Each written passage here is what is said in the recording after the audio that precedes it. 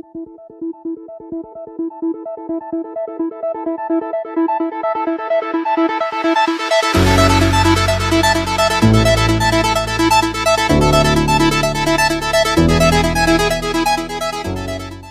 selamat pagi, selamat siang, selamat sore, selamat malam, selamat datang kembali di channel Kawan Review. Seperti biasa, kalau kalian sudah melihat video ini berarti sudah ada ulasan film atau mungkin serial yang udah kalian tonton atau mungkin belum kawan-kawan tonton dan aku rekomendasikan.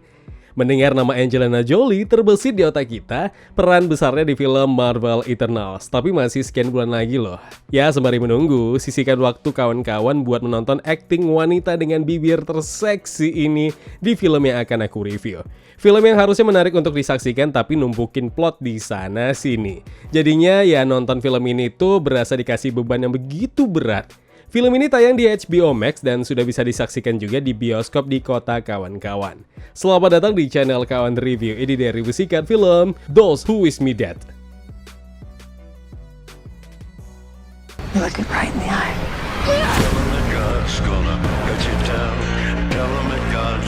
Diangkat dari novel berjudul sama karya penulis Michael Cordita, karya tulis yang berhasil mendapatkan penghargaan di Audie Award untuk kategori thriller suspense. Cerita bermula dari ayah dan anak laki-laki yang dikejar sama dua pembunuh, Jack dan Patrick, yang diperankan oleh Aidan Gillen dan juga Nicholas Hoult. Pelarian yang begitu panjang ternyata nggak bisa menyelamatkan nyawa si ayah. Sementara itu si anak, Connor, yang diperankan Vin Little, yang masih berlarian di tengah hutan di mana ia pun masih jadi buronan para pembunuh tadi. Dan tidak berapa lama, Connor berhasil ditolong seorang wanita petugas pemadam kebakaran, Hannah, yang diperankan Angelina Jolie. Melihat sang anak mungkin akan jadi penebusan kegagalan Hannah di tragedi sebelumnya, dan sejak pertemuan itu membawa keduanya ke pemburuan berapi dengan para pembunuh tadi.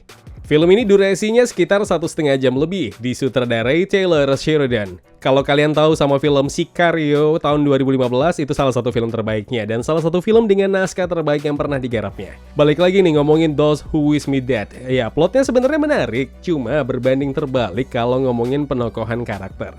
Center film ini ada di dua tokoh, Hannah dan juga Connor, yang masing-masing punya latar belakang cerita yang berbeda dan bertemu di satu konflik yang sama dan saling terhubung dengan satu yang lainnya. Cuma kalau boleh jujur, peran utamanya di sini malah kelelep sama peran lainnya. Ya, sebut saja para pembunuh dan ada seorang polisi beserta istrinya yang justru lebih mendominasi. Imbasnya aku sendiri jadinya head to head sama versi bukunya. Terlepas ada sedikit penyesuaian di sana-sini, tapi ya mau gimana lagi. Versi film memang nggak sebaik novel fiksinya. Imajinasi pembaca yang malah terhianati karena cukup banyak plot hole di sana-sini. Bahkan mungkin kalian yang udah nonton pasti terbesit beberapa pertanyaan. Sebenarnya tokoh antagonis utamanya ini siapa? Dilihat dari plot ceritanya, ada sosok lain yang jauh lebih berkuasa daripada dua penjahat tadi.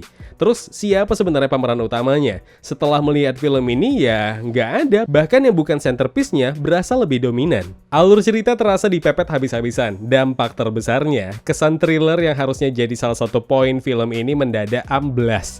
Seperti introku di awal, adanya plot hole di sana-sini. Cara bukunya bercerita pun sebenarnya menuntut pembaca lebih jeli memainkan imajinasinya.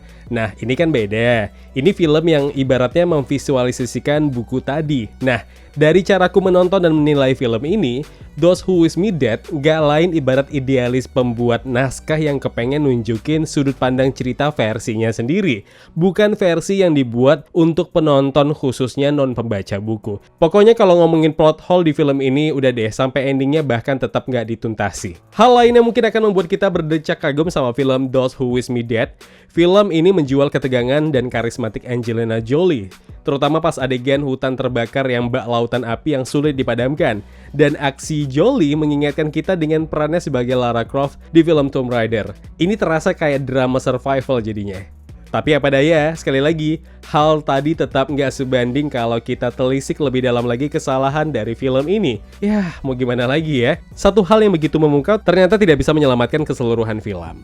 Pokoknya gini aja, saranku nonton film ini jangan nuntut banyak-banyak. Duduk yang manis, nonton tanpa beban, udah gitu aja. Those Who Wish Me Dead bisa kawan-kawan tonton di bioskop atau juga bisa di HBO Max kalau kalian berlangganan.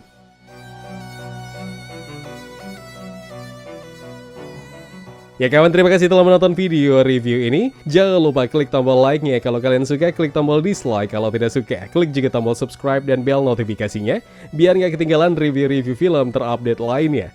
Kalau gitu aku Zain pamit undur diri. Terima kasih, jaga kesehatan, tetap positif, dan jangan lupa bahagia.